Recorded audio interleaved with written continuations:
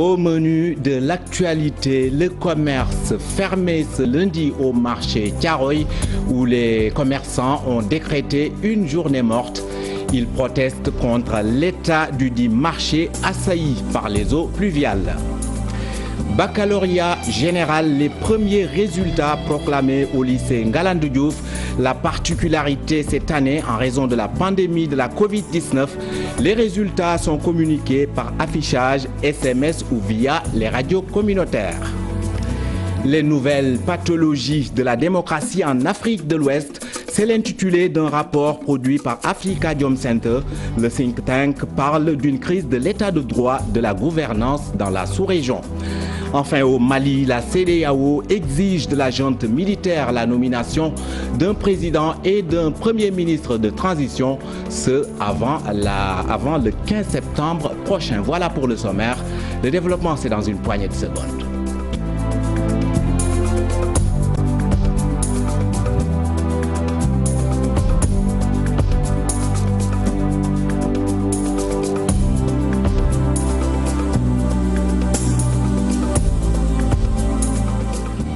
Une journée morte au marché de Thiaroye où les commerçants ont simplement décidé de fermer boutique.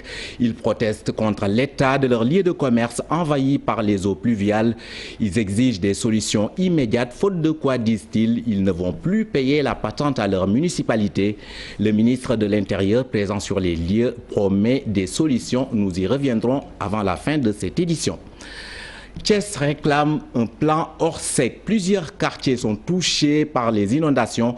À Keri Kausarafal et Nguent, les populations s'organisent pour faire évacuer les eaux pluviales. L'arrêt des chantiers de Thiès pour certains a engendré ces inondations. Cheikh Anta Diop essaie la tire.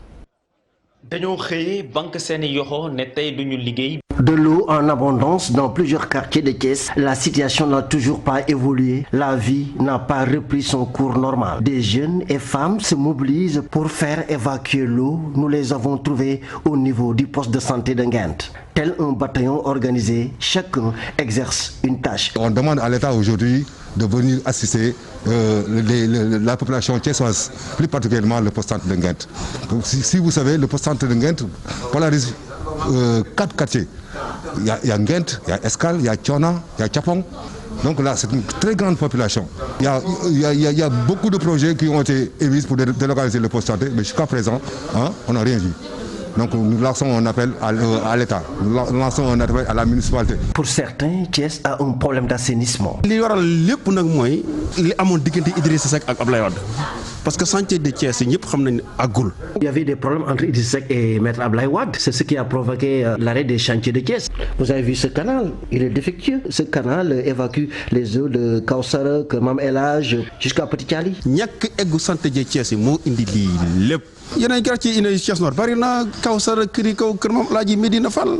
Le plan Orsec, pour d'autres, est une nécessité. Tous les quartiers de Thiès sont aujourd'hui inondés. Le plan Orsec, bon, ça a été déclenché, mais jusqu'à présent on ne l'a pas senti.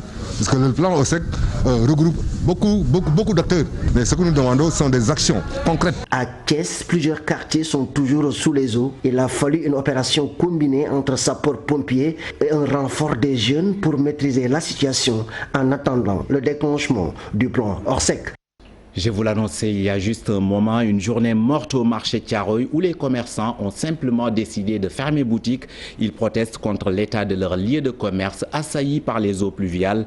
Ils exigent des solutions immédiates, faute de quoi, disent-ils, ils ne vont plus payer la patente à leur municipalité. Le ministre de l'Intérieur, présent sur les lieux, a promis des solutions. Habib Faye, Modou Diop. Choisi de fermer boutique, les commerçants du marché Thiaroye en aura le bol des désagréments de la pluie. Leur lieu de travail est aujourd'hui inaccessible à cause de la forte pluviométrie qui s'est abattue dans la capitale ce week-end. Ces marchands veulent des solutions immédiates. C'est le plus grand marché de légumes d'Afrique de l'Ouest. Il enregistre beaucoup de recettes, mais le marché de Thiaroye est dans un état impraticable. L'assainissement fait défaut, il est inondé partout. Personne ne peut circuler à l'entrée. Ils invitent la municipalité à jouer pleinement son rôle avant qu'il n'opte pour le non-paiement de la patente. Aujourd'hui, on a décidé de retourner dans les marchés et de ne plus payer tout ce qui est taxe jusqu'à obtenir gain de cause. Ce marché regorge beaucoup de maux, parmi lesquels l'insécurité. Il faut nous soutenir, nous sommes des femmes et nous n'avons que notre commerce pour nourrir nos enfants. Face aux inondations, le ministre de l'Intérieur montre la voie des solutions. Les problèmes que vous avez, le maire, c'est par quel chemin passer pour apporter des solutions. La balle est dans son camp. Finalement, autorisé, ça je le tiens du directeur général. Dites au ministre que Thiaroye est autorisé à se connecter. Maintenant, il faut connectez-vous déjà. En visite dans certaines zones inondées de la banlieue, Bellevue, zone de captage, parcelle Assainies, Guédiawaye, cité Douane, cité Djinkom, marché Thiaroye, entre autres. Ali Ngouille est invité à apporter des solutions durables au calvaire des populations. Habib Faye, Diourbel également n'a pas échappé à la furie des pluies de ce week-end. Beaucoup de familles ont été délogées en raison des inondations. Le ministre de l'Emploi et de la formation professionnelle invite à la solidarité. Il promet de s'investir pour que Diourbel soit enrôlé dans le plan Orsec. Babacar Diouf. Tous les quartiers de la capitale du Baol ont été envahis par les eaux de pluie. Certains habitants ont été obligés de vider les lieux dans des conditions difficiles. Beaucoup de choses. Non seulement il y a eu nos mamans qui étaient là, donc maladives, qu'on était obligé de les faire sortir sous la pluie. Difficilement, sachant qu'il y a des mamans qui pesaient plus de 90 kg. Et en plus de cela, il y a des mamans que non seulement leurs pieds n'étaient pas fonctionnels comme vous le savez, vu que vraiment c'était un peu difficile pour faire sortir donc les bagages, etc. La commune a reçu une importante quantité d'eau en une seule nuit. Il faut alors des mesures exceptionnelles pour soulager les populations de Diourbel. L'ensemble du territoire sénégalais, aujourd'hui ici à Diourbel, on a eu 138 mm d'un trait, ce qui est très rare. Et bien évidemment, dans certains coins, il sera question de mettre des stations de pompage. Nous les avons identifiées avec les autorités administratives. Nous porterons le plaidoyer, mais bien évidemment, le plus urgent aujourd'hui, c'est d'évacuer l'eau pour permettre aux familles impactées de rejoindre leur maison.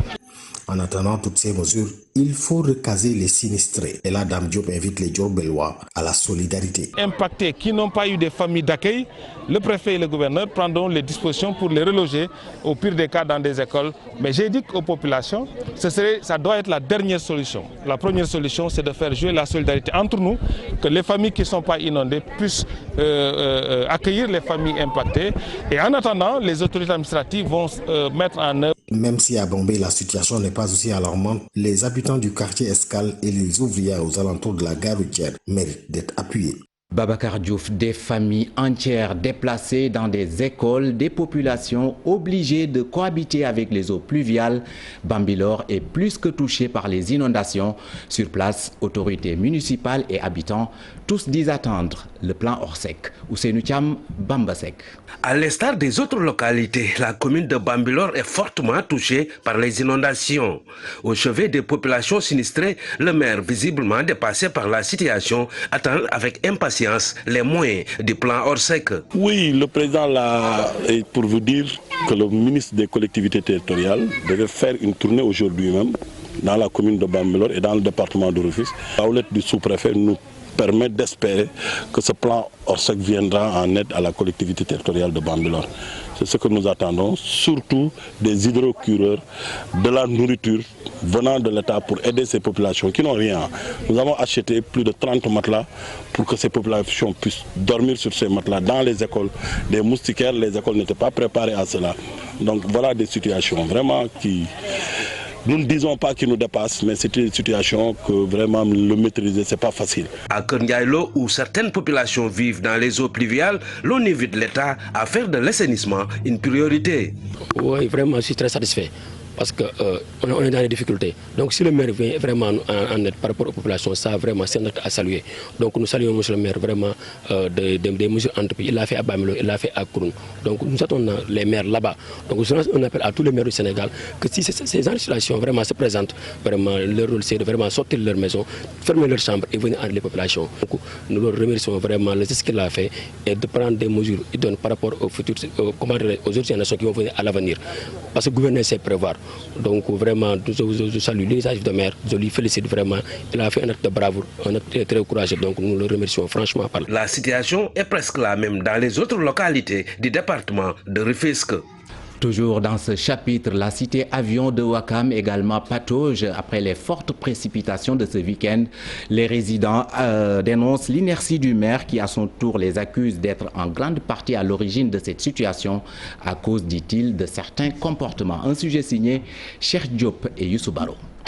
Après la pluie, bonjour les dégâts à la cité avion à Ouakam. Les maisons, les rues et le terrain de football sont inondés. Les habitants obligés de patauger pour se déplacer. Les enfants exposés, leurs parents désemparés. La cité avion est engloutie d'eau. Vous entendez bien ce qui résonne ici bien. On n'a plus où aller, où passer, où faire nos activités. waaw ñun woote dañuy woote musuñu toog te woote wuñu dañuy woote président dañuy woote monsieur le maire te ko xam cité avion xam na ne monsieur le maire fii dong lay amee ndam si cité avion ñoo ngi nii nag ñun waa cité avion gisuñu ku ñu wàll si suñu kër yaa ngi nii fees delaki ndox depuis démb ba léegi nekkuñ ci jàmm. Cri du cœur d'une mère de famille ne sachant plus où donner de la tête. Le maire de Ouakam, en visite sur les lieux, estime que la situation géographique de la cité avion rend ce quartier vulnérable. Pour ce qui est de la cité avion, c'est une direction normale. Depuis nos aïeux, c'était des champs et les eaux se dirigeaient vers cette situation. Aujourd'hui, avec les habitations, la situation est devenue beaucoup plus compliquée. Il y a, si je peux me prononcer ainsi, un bassin, c'est le terrain de football naturel de la cité avion, où tous les eaux convergent. Attaqué par les résidents du quartier, Samba Bathily Diallo réplique et pointe du doigt l'incivisme de certains à l'origine de cette situation. Ce qui est déplorable au niveau de la cité avion, c'est qu'il y a beaucoup de dépôts de gravats. Les gens, par indiscipline ou par manque de civisme, déposent les gravats devant leur maison. Quelqu'un qui construit, au lieu d'amener les gravats ailleurs, préfère, pour une solution de simplicité ou d'économie, déverser ces gravats au niveau de la rue. La cité avion soigne ces mots à travers cette assemblée générale où les résidents veulent prendre à bras le corps les inondations qui les ont pris en otage. Cheikh Diop, profiter de l'accalmie pluviométrique pour soulager les sinistrés, c'est le conseil du directeur de l'exploitation de la météorologie à l'ANACIM. Le docteur Ousmane Ndiaye préconise une planification à long terme pour faire face à ces phénomènes liés au changement climatique. Il prenait part à la réunion du plan Orsec au ministère de l'Intérieur. Nous l'écoutons, ses propos sont recueillis par Chérif Dia. Ce sont des jours vraiment d'accalmie, donc on va en profiter pour voir comment faire, pour prendre en compte les actions qu'il faut pour soulager un peu les populations. Il faudrait soulager les populations ponctuellement, mais aujourd'hui on est en train de vivre ce qu'on appelle le changement climatique. Et ces phénomènes extrêmes, les précipitations, les fortes pluies vont demeurer.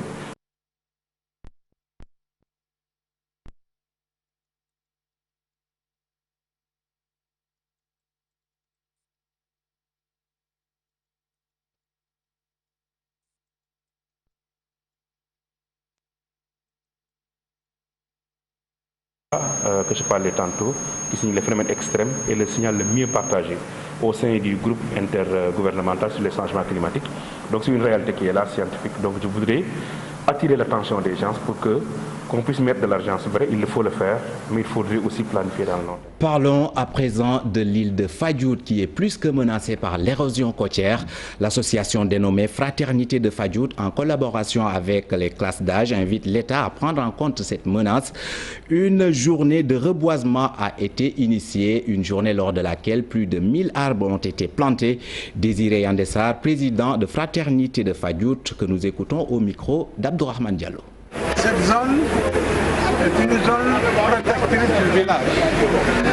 Or, il se trouve qu'elle est sérieusement en train d'être entamée par l'érosion côtière.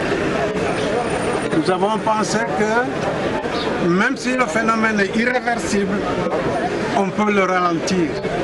Et le ralentir, ce serait d'engager des actions comme celle-là d'éviter de créer un déséquilibre qui ferait en sorte que le processus irait de plus vite.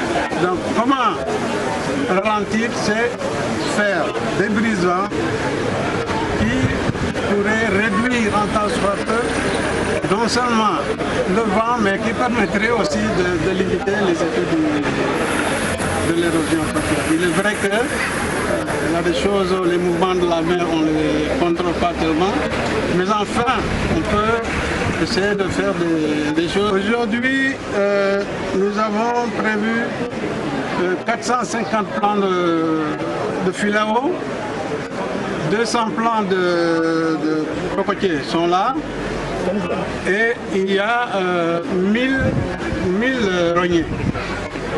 Donc, qui pourrait servir en sachant qu'un reboisement ne se fait pas une seule fois et puis un point trait. On fait cette année, l'année prochaine probablement, si Dieu prête vie, ceux qui seront là, ils pourraient faire autre chose. À présent, ce fait inédit à Mbour, un professeur d'éducation physique arrêté puis déféré au parquet. L'homme est accusé d'actes contre nature, d'abus sexuels et de pédophilie sur ses élèves, des faits qui n'ont pas été niés par le présumé mis en cause. Abdourahmane Diallo. Des cours au collège Sanche de Mbour, le professeur d'éducation physique et sportive couchait souvent avec ses élèves et pour la plupart, il le faisait avec les garçons. Après avoir été victime d'abus sexuels de la part de cet enseignant, l'élève de 13 ans a subi un traumatisme. C'est par la suite qu'il a reçu une pression de la part de ses parents. Il finira par avouer la cause de son traumatisme. Les parents du garçon ont subitement saisi la justice en déposant une plainte. Le professeur d'EPS est arrêté. Selon nos sources, il n'a pas nié les faits. D'ailleurs, ce qui pousse les flics à le déférer. Il est accusé d'abus sexuels, de pédophilie et d'actes de contre-nature. Depuis son arrestation, plusieurs élèves se sont signalés. Ils disent être parmi les victimes de cet enseignant du collège de Sanche. L'enquête se poursuit en attendant son jugement. Parlons à présent de la proclamation des résultats du baccalauréat général. Les résultats donc sont connus au centre Ngalandou Diouf de Dakar. Sur 358 candidats, 79 sont déclarés admis dès le premier tour, dont une mention bien et 14 à bien. 97 candidats sont déclarés admissibles. La particularité cette année, les résultats sont proclamés par affichage, SMS ou via les radios communautaires. Écoutons à ce propos Dr Maria Faïtal, présidente du jury 1355 au lycée Ngalandou Diouf. Elle est interrogée par Aminata Mbaresso. On a eu au total 358 candidats. Nous avons eu 79 admis d'office, une mention bien oui et 14 mentions à bien. Voilà. Et par rapport aux admissibles, nous avons 97 admissibles. Il a été prévu de faire des proclamations à la radio, l'affichage et puis un envoi de SMS qui sera fait par l'Office du bac. L'Office du bac a déjà le dispositif et depuis le début, donc, ils ont recueilli tous les numéros des candidats depuis le premier jour et nous, après délibération, on leur envoie le PV avec le nom des candidats, les numéros et c'est eux qui vont procéder. Les examens, c'est des examens, ça a tout le temps été comme ça. Donc, tout est informatisé, donc c'est uniformisé et c'est le logiciel qui vous propose par rapport au repêchage et puis avec l'étude du livret, on étudie le livret au cas par cas et puis on statue sur le cas du candidat. Éducation toujours, les étudiants de l'université Gaston Berger de Saint-Louis ont fait un pas en vue d'un retour dans les amphithéâtres. Ils prônent désormais le dialogue avec l'administration. Selon la coordination des étudiants de Sanar, la base propose une flexibilité des dirigeants pour des négociations sérieuses. Elle invite à la compréhension des dirigeants pour préserver l'université Gaston Berger menacée d'une seconde année invalide. Voici Chérif Diallo, le président de la coordination des étudiants de Sanar, au micro d'Ousseynou Diop. Mais à la base aussi de nous faire des remarques pour nous dire que certes nous sommes oui avec la coordination des étudiants de Saint-Louis dans ce combat, mais aujourd'hui nous vous appelons au dialogue, nous vous appelons à la concertation pour trouver le plus tôt possible une issue de sortie de cette crise. Et aujourd'hui, la coordination des étudiants de Saint-Louis, éternel serviteur de la communauté estudiantine sanaroise, est allé dans le sens de ce dialogue. Et c'est ce qui nous a valu aujourd'hui la production dans un temps record de ce document que nous allons proposer à l'administration, qui a même été déjà envoyé au recteur et aux différents directeurs du FR. Et ce document résume en tout cas une proposition que nous avons aujourd'hui, parce que comme nous le disions dans le passé, nous étions prêts, en tout cas, si l'administration proposait un plan de reprise qui présentait des garanties sur le plan pédagogique pour les étudiants, nous étions prêts à aller dans le sens et de l'accepter. Aujourd'hui, donc, nous disons à la communauté interne et à la communauté externe qu'à la coordination des étudiants de Saint-Louis, il n'y a pas des jusqu'au-boutistes va-t-en-guerre, mais il y a plutôt des réalistes déterminés. À présent, la relance et la promotion du tourisme domestique en particulier, qui est au cœur des préoccupations des acteurs du secteur. Une rencontre s'est tenue ce matin pour discuter d'une nouvelle stratégie qui prend en compte 5 axes prioritaires, entre autres le patrimoine touristique qui a été au cœur des débats de ce matin. Maïmouna Ndiaye y était. 4 tours d'horloge pour discuter et échanger sur l'avenir de ces secteurs. Il s'agit du tourisme et des transports aériens, un agenda et 5 axes à exécuter pour aspirer à des résultats probants dans ces domaines. Chaque ministère a donné des actions extrêmement fortes pour que nous puissions travailler ensemble. C'est l'événement, le calendrier national des événements culturels avec le ministère en charge de la culture. C'est le recensement de tout le patrimoine culturel du Sénégal à l'échelle nationale. Nous irons dans les régions, sur une proposition d'ailleurs des élus locaux, pour organiser des CRD avec les gouverneurs pour ensemble partager davantage les collectivités territoriales et pouvoir dérouler ce plan stratégique qui est extrêmement important. Dans le secteur du tourisme, la réhabilitation de 7 sites classés patrimoine de l'UNESCO vise à promouvoir la destination Sénégal. Donc ça nous a permis d'échanger avec les élus bien sûr, et je pense que les conclusions de ces travaux permettra de relancer de manière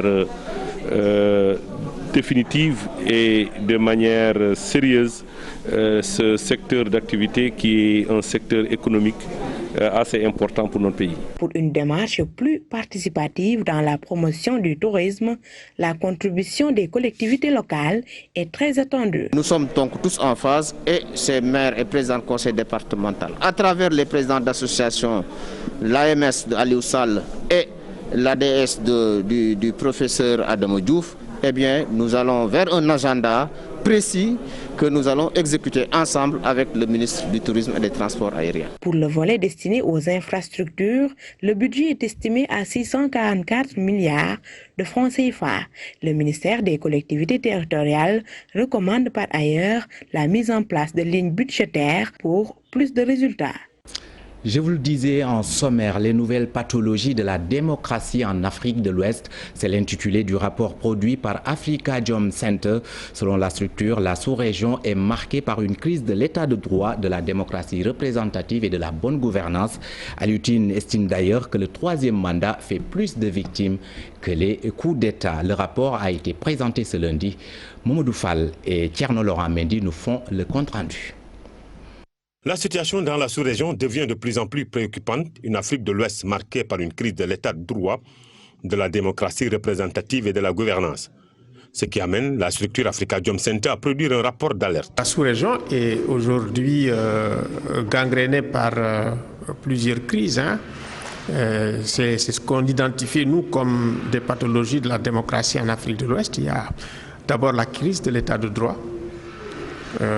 Si vous avez l'état de droit, c'est l'indépendance de la justice.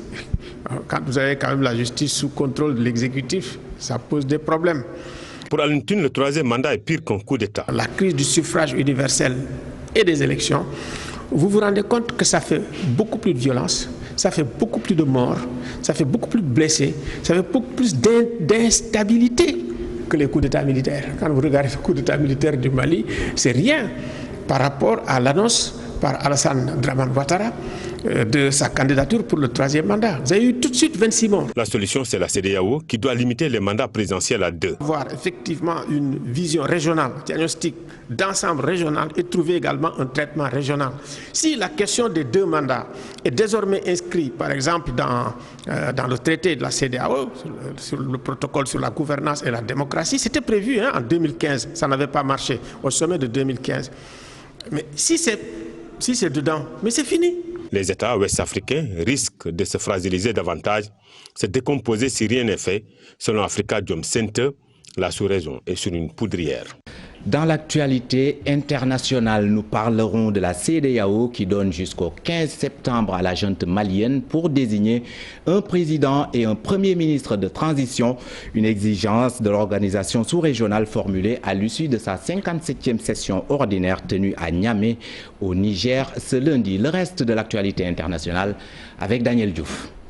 La CEDEAO donne jusqu'au 15 septembre prochain à la junte malienne pour désigner un président et un premier ministre de transition civile. Les pays membres de l'organisation exigent que le président et le premier ministre de la transition au Mali soient des civils et qu'ils soient nommés au plus tard le 15 septembre. Rassemblés en sommet à Niamey, au Niger, les dirigeants prennent acte des consultations intermaliennes lancées samedi, mais décident de maintenir les sanctions prises antérieurement. En Guinée, à quelques heures de la clôture du dépôt des candidatures pour la présidentielle du 18 octobre prochain, le chef de file de l'opposition, Cellou Dalein Diallo, a confirmé ce dimanche sa participation au scrutin. Annonce faite au sortir d'une convention nationale de l'UFDG, l'Union des forces démocratiques de Guinée, son parti. La convention a rassemblé à son siège quelques 500 délégués. Une candidature considérée comme cause de scission au sein du FNDC par Sidia Touré, l'autre figure emblématique de l'opposition, lui, pas candidat à la présidentielle. L'opposition qui continue de rejeter le fichier électoral tronqué et taillé sur mesure, une CENI et une cour constitutionnelle totalement inféodée à Alpha Condé, selon les camarades de Cellou Dalein Diallo. L'OMC, l'Organisation mondiale du commerce, qui a entamé ce lundi le processus de sélection de son nouveau patron suite à la démission du Brésilien Roberto Azevedo le 31 août dernier. L'Afrique, qui n'a jamais eu de représentant à la tête de l'organisation, espère avoir ses chances. 8 candidats sont en liste, dont 3 Africains. La Kenyane Amina Mohamed, ancienne ministre, également ambassadrice du Kenya à l'OMC, dont elle a présidé plusieurs organes. Elle brigue pour la 2e fois le poste de directeur général.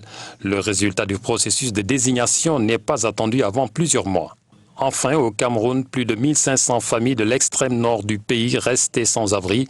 Les inondations ont détruit leurs maisons, emporté le bétail et dévasté les plantations. Les pluies diluviennes qui s'abattent sur la ville de Maroua depuis quelques jours ont fait céder la digue installée le long de la rivière Logone. De nombreux ponts se sont écroulés, laissant les habitants dans le désarroi. Les ponts et les routes sont détruits. L'aide humanitaire et matérielle reste impossible à acheminer. Une note de sport avant de clore cette édition pour sa campagne africaine. Teungueth FC compte sur l'appui et la mobilisation de tous. L'appel est de son président qui a reçu hier au stade Ngalandou Diouf une enveloppe de 5 millions de francs CFA. Babacar Ndiaye, président de Teungueth Football Club, au micro d'Ousseynou Thiam. Nous l'écoutons. Donc c'est à nous, Rufisquois, d'être solidaires. Nous avons vu les pluies qu'il y avait hier. Tout le monde, mais wax du tax ñukoy def. On ne peut pas être sur les réseaux sociaux di def wax sa xalat. Pour moi, wax sa xalat devrait même être transformé en jëf sa xalat. Parce que être derrière un clavier c'est facile, mais ñew japp ci ñun ñep ku nekk pousse. Chacun fait même 1 centimètre, Rufisque va avancer. Nous devons refuser le combat que Diamniadio ou Lac Rose ou bien même Ekon ou Mbodiène soient des villes nouvelles alors que Rufisque faisait partie des 4 villes de l'Afrique de l'Ouest au Sénégal. Donc nous, Rufisquois, nous devons nous battre pour notre ville. En nous battant pour notre ville, le football là, c'est juste un symbole. C'est juste un symbole, c'est les jeunes qui gagnent. Donc nous vous remercions tous. Au menu du round-up de l'actualité sportive de cette édition, le Sénégal qui va défier le Maroc avant d'accueillir la Mauritanie, ce sera au mois d'octobre. Nous parlerons également du Comité international olympique qui ne veut pas entendre d'annulation ou d'un nouveau report des Jeux olympiques de Tokyo 2021. Le point avec Chersadi Boudjara. 2 matchs amicaux au menu des Lions du football en octobre. La Fédération sénégalaise de football, à travers un communiqué, annonce une rencontre Maroc-Sénégal le vendredi 9 octobre prochain à 19 h à Rabat. Elle sera suivie de l'opposition face à la Mauritanie le mardi 13 octobre prochain à 19 h à Thiès. Des matchs qui vont se dérouler à huis clos. Pendant ce temps, Teungueth FC se renforce en vue de la Ligue des champions 2020-2021. Le représentant du Sénégal fait son marché sur le plan local Pour le moment, 7 joueurs sont recrutés. Parmi eux, l'excentré de l'AS Pikine Assane Diatta et le meneur de jeu de Yogo, Cheikh Mbacké. Des renforts qui doivent s'intégrer et être performants au plus vite. Le premier tour préliminaire de la Ligue des Champions est prévu le 20 novembre prochain. Ailleurs, c'est le comité international olympique CIO qui est déterminé à tenir les Jeux olympiques de Tokyo à partir du 23 juillet 2021. John Coates, le vice-président du CIO, affirme que les Jeux de Tokyo auront lieu avec ou sans le nouveau coronavirus. Pour lui, ils seront les Jeux qui auront vaincu la Covid-19, la lumière au bout du tunnel. Lionel Messi retourne lui au centre sportif du Barça. Le numéro 10 argentin s'est entraîné en solitaire comme le recommande le protocole de la Liga. Messi doit fournir un test négatif à la Covid-19 avant de prendre part aux mises en place tactiques de son nouveau coach, Ronald Koeman. C'est la fin de ce journal. Merci de nous avoir suivis. Bonne suite des programmes en notre compagnie. Aram est déjà en place pour la suite de Soir d'Info. Merci beaucoup, Ibrahima.